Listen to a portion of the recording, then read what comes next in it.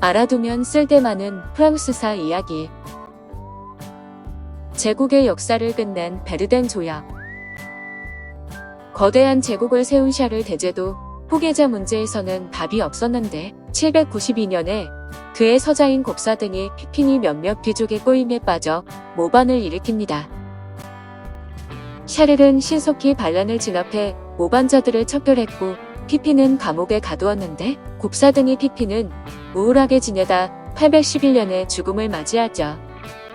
이때 그의 이복 형제 둘도 잇따라 요절을 해버려 샤를 대제에게는 자식이라곤 루이 하나만 남게 됩니다. 813년에 샤를 대제는 직접 루이에게 대관식을 열어주었고 이렇게 루이는 아버지와 함께 공동으로 나라를 다스리는 황제가 되게 됩니다. 그 다음 해에 샤를 대제가 세상을 떠나자 루이는 완전히 왕국을 계승하게 되는데 루이는 성실한 그리스도 교도라 사람들은 그를 경건왕 루이라고 불렀답니다. 그러나 천성이 나약하고 주관이 없는 사람이라 나약한 왕 루이라고 불리기도 했는데 선량했지만 우유부단함은 제국을 쇠락의 길로 이끌게 되죠.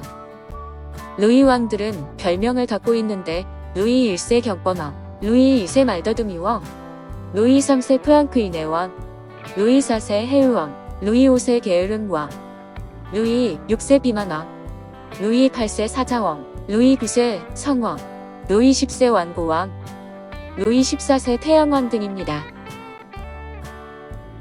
샤를 대제가 죽자마자 이미 다른 생각을 품고 있던 귀족들은 우리 밖에 나온 맹수처럼 아나무인으로 날뛰었는데 루이는 어떻게 할 방법이 없어 귀족들의 압박을 지켜볼 수밖에 없었습니다.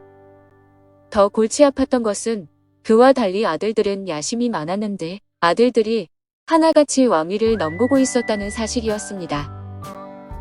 처음에는 단순히 물밑 쟁탈전이었지만 나중에는 드러내고 다투다 결국에는 내전으로 발전했는데 상황이 악화된 데에는 루이의 나약한 성격도 한몫을 했습니다. 후계자 다툼. 817년에 루이가 교회에서 기도를 드릴 때 갑자기 벽이 무너져 상처를 입었는데 공포와 충격이 너무 커서인지 루이는 자신이 오래 살지 못할 것이라고 생각하게 됩니다. 그는 나라를 큰아들 로타르, 둘째 아들 피핀, 셋째 독일왕 루이에게 나눠주기로 했고 로타르가 자신과 함께 나라를 다스릴 것이라고 발표했습니다. 그러나 이런 결정은 그의 조카 베르나르를 화나게 했는데 큰아들에게 준 이탈리아는 원래 베르나르의 영지였기 때문으로 베르나르는 곧바로 반란을 일으켰습니다. 롬바르드족도 그 기회를 틈타 반란을 일으켰는데 루이는 귀족의 지원으로 레전드를 어렵게 진압했습니다. 루이는 로타르에게 왕위를 계승해주기 위해 엄청난 노력을 했지만 뜻밖의 로타르까지 군대를 일으켜 왕위를 찬탈하려고 하는 일이 벌어지게 됩니다. 루이는 새 아들의 어머니가 죽은 후 새왕후를 맞이해 대머리왕 샤르를 얻었는데 젊고 예쁜 새왕후는 아들이 유산도 받지 못하게 되자 루이를 수시로 구슬렸습니다. 새왕후의 등살과 어린 아들에 대한 가여움으로 루이는 영토를 다시 분할하기로 했는데 로타르가 이를 받아들일 수 없었던 것입니다. 829년에 로타르와 그의 동생 피핀이 연합해 루이의 퇴위를 강요했는데 분노한 루이는 군대를 보내 아들들을 공격했고 로타르와 피핀은 아버지에게 항복을 하게 됩니다. 그러나 애걸복걸하는 아들들에게 마음이 흔들린 루이는 그들을 용서하고 그들의 영지도 그대로 두게 됩니다. 하지만 로타르와 피핀은 오히려 마음속으로 미움을 키웠는데 몇 년이 지나자 셋째 독일왕 루이와 연합해 다시 내란을 일으키게 됩니다. 이번에는 루이에게 행운이 따르지 않아 참패를 하고 루이는 수도원에 2년 넘게 갇혀있다. 나중에 귀족들의 도움으로 겨우 구출이 되게 됩니다.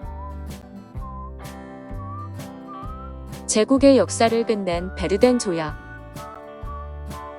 내란은 계속되었는데 839년에는 독일왕 루이가 다시 대군을 이끌고 나타나 아버지에게 왕위를 물려달라고 위협했습니다. 방법이 없었던 루이는 로타르에게 독일왕 루이를 무찌르며 제국을 대머리왕 샤를과 양분해주겠다고 했고 제안을 받아들인 로타르가 전쟁에 끼어들게 됩니다. 이듬해 분노와 공포 속에서 보내던 루이가 세상을 떠나고 로타르가 왕위를 계승했는데 로타르는 대머리 왕 샤를과 권력을 양분할 생각이 없어서 그를 없애버릴 계획을 세우게 됩니다.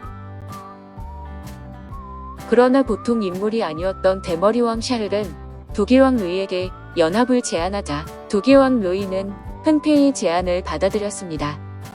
842년 독일 왕 루이와 대머리 왕 샤를은 슈트라스부르크에서 맹약을 맺었는데 재미있는 게 양측이 서로 다른 언어로 서약을 했다는 것입니다.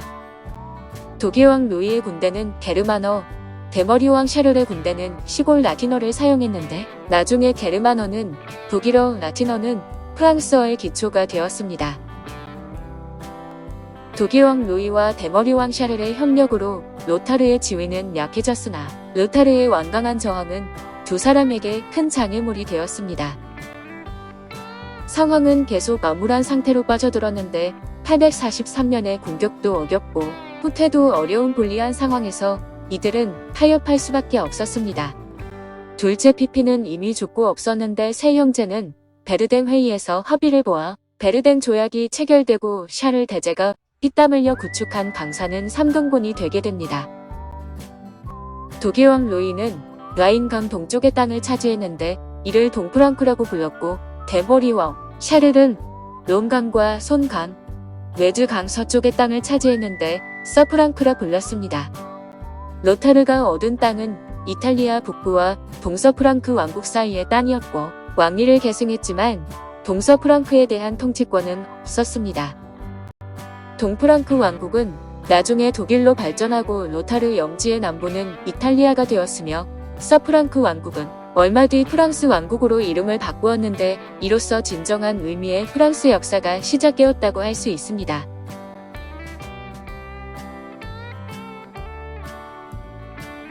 프랑스사 이야기 찬란한 영광의 시작 카페 왕조로 이어집니다.